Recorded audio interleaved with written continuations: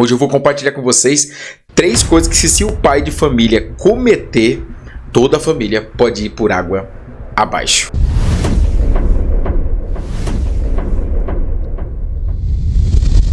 Fala, meus queridos, bem-vindo a mais um vídeo aqui do canal. E hoje nós vamos falar uma coisa muito interessante. Você sabia que por um pecado do pai de família, pode toda a família se comprometer e acarretar maldições? Talvez você vai pensar, pastor, isso só foi no Antigo Testamento. Não.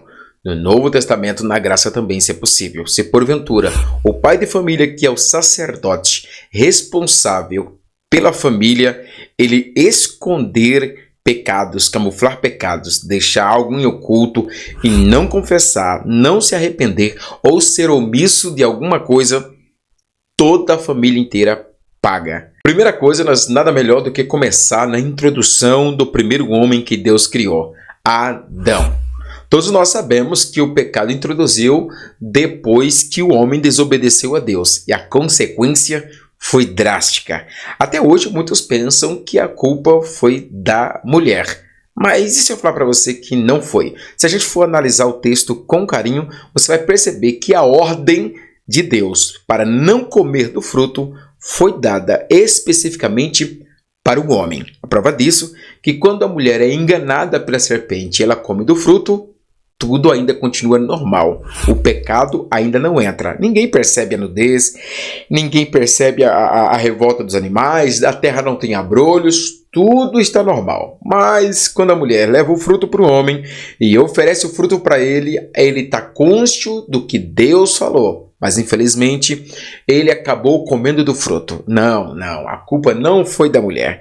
O homem tinha maturidade suficiente e responsabilidade, aspas, o suficiente como mordomo de Deus de negar comer do fruto proibido.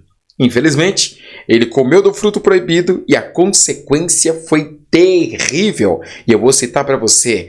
A mulher recebe maldição, vai ter dores de parto, isso por conta do homem. A serpente foi amaldiçoada, agora ia rastejar e inalar o pó da terra.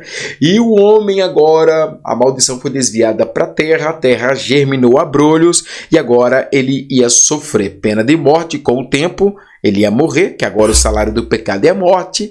E também para sobreviver, não para viver. Viver, ele estava vivendo no paraíso. Agora, para sobreviver, o homem teria que trabalhar com o suor do teu rosto. O primeiro filho que nasce deles, por nome de Caim, você conhece a história, se torna um labrador da terra. O segundo, um pastor de ovelhas. Na hora de entregar-lhes a primícia a Deus, a oferta do sacrifício, infelizmente, Deus rejeita a oferta de Caim e recebe o sacrifício de Abel. Então você já conhece a história. Caim, por um momento de um contra-ataque de ciúmes, por Deus não ter recebido a sua oferta ou oferenda, Caim vai e comete o primeiro homicídio, mata o seu irmão Abel. Mas lembre-se que tudo isso aconteceu por conta do pecado de desobediência, o pecado de Adão. Veja que o pecado de um homem, de um pai de família dentro da casa, pode comprometer toda a família. Ainda que a mulher é de oração, a mulher que busca, mas se o marido está cometendo alguma infração, não está cumprindo as ordenanças de Deus, infelizmente, toda a casa vai por água abaixo. Segunda família que foi destruída por falta de obediência e omissão. Nós podemos lembrar que Acã, um dos homens que andava com Josué, com as tribos de Josué, era um líder também, mas infelizmente em todas as guerras que ia, Acã roubava o ouro que estava corrompido, estatuetas de outros deuses e guardava para si e deixava em oculto. Por conta disso, ele e os seus filhos se corromperam. E ali então veio a maldição. Josué e toda a legião de soldados não sabia o porquê perderam a guerra para o reinado de Ai, sendo que o reinado de Ai era o reinado mais fraco, com menos soldado e menos capacidade. Enviaram um exército bem simples, israelita. Infelizmente, morreram muitos soldados, muitos perderam a batalha. Josué rasgou suas vestiduras e, sem entender o que aconteceu, orou a Deus. E Deus revelou: no meio de vós está corrompido. Acã se corrompeu os filhos e toda a sua família. Por conta do pecado de Acã, a morte veio sobre toda a família. E agora, o terceiro é o mais fascinante e impactante. Você lembra de Geazi, o servo de Eliseu?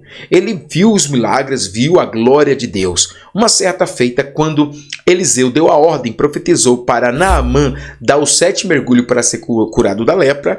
Naamã, após receber o milagre e ser curado, ele voltou com parte dos seus soldados para simplesmente atribuir ali uma honraria pelo que Eliseu tinha feito. Trouxe ouro, prata, mirra, bronze e até mesmo animais. Mas Eliseu recusou a oferta, dizendo que quem operou o milagre foi Deus e que toda honra, toda glória seja dada a Deus. Geazi então percebeu que Eliseu, o profeta, negou a oferta e por um momento ele se ausentou de Eliseu e foi atrás de Naamã, que já tinha ido embora, e disse no nome do profeta: olha, o meu senhor Eliseu desistiu, se arrependeu de não ter aceitado os presentes que o senhor ofereceu a ele. E Geazi pegou o ouro, a prata e os animais do lugar de Eliseu.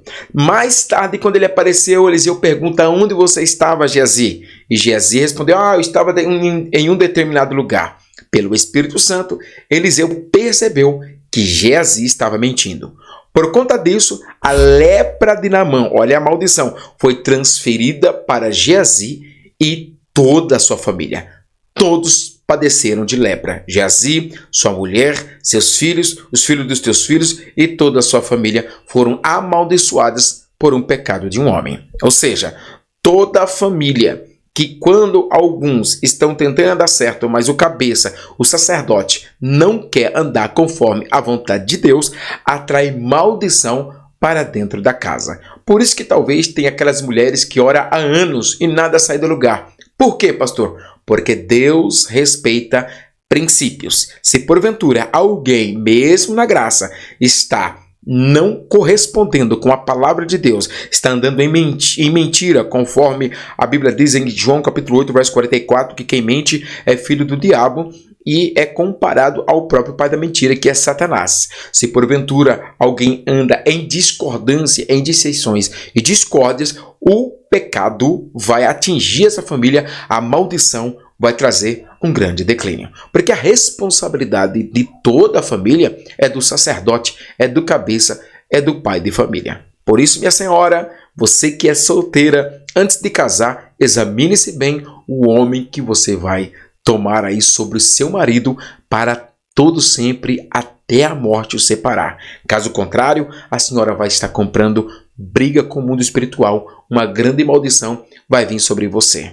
Pastor, mas eu sou casada e meu marido ele não é crente, eu casei com ele sabendo, então a senhora vai ter que pagar o preço para orar para ele que é descrente. Paulo diz que há uma alternativa para o marido que é descrente.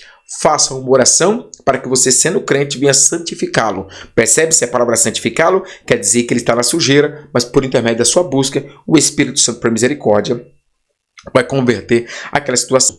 Veja o perigo de andar em desordenança. Então, todos aqueles que são homens, pais de família, se você andar de maneira errada, pecando, descumprindo a palavra de Deus, tu vai colocar tua esposa e teus filhos em decadência. Ah, pastor, mas a minha filha ou o meu filho anda errado dentro da minha casa. Eles praticam a fornicação lá. Eles mentem dentro da minha casa e eu não faço nada. Então, tu e a tua casa vai padecer porque você está sendo omisso, permitindo esse pecado dentro da sua casa. Por isso que Josué declarou: eu e a minha casa serviremos ao Senhor, porque o cabeça, o pai de família, o sacerdote, estava com a vida no altar. Por isso que todos os homens devem estar na presença de Deus em lealdade, cumprindo os mandamentos. Eucana, marido de Ana, ia nas colinas, buscava a Deus em oração e descia trazendo a bênção para o lar. Assim, muitos homens de Deus, como Abraão, Isaac, Jacó, Israel, muitos homens praticaram a benevolência e a obediência e viveram em virtudes. Então, esses tópicos que eu apresentei aqui para você, se nós não cumprir os requisitos, nós como homens, não cumprimos os requisitos, minha esposa, tua esposa, meus filhos, teus filhos vão padecer. Isso se você já não estiver padecendo. Então, se arrependa-se agora mesmo e entregue a sua vida no altar de Deus. Eu quero fazer uma oração por você agora, você que talvez está passando por uma luta e entendeu essa mensagem e está com dificuldade de administrar a sua família. Eu quero orar para que Deus venha te dar graça. Pai, em nome do teu Filho amado Jesus, dê graça, Senhor, para que este homem venha ser um grande líder com maturidade para guiar a sua família no caminho da retidão. A Bíblia diz que os pais devem corrigir os filhos para que quando envelhecer venha achar gozo e alegria e não, Senhor, algo que vai trazer penitência ou retaliação. Mas de graça e virtude, dê sabedoria, dê, Senhor, conhecimento para lidar da melhor forma possível. Se alguém ora por libertação, que seja livre. Se alguém ora por cura interior, que seja curado em nome de Jesus Cristo. Deus abençoe, eu aguardo você no próximo vídeo. Espero que esse vídeo tenha ajudado você a entender um pouquinho da responsabilidade de um pai de família. Até logo, um grande abraço.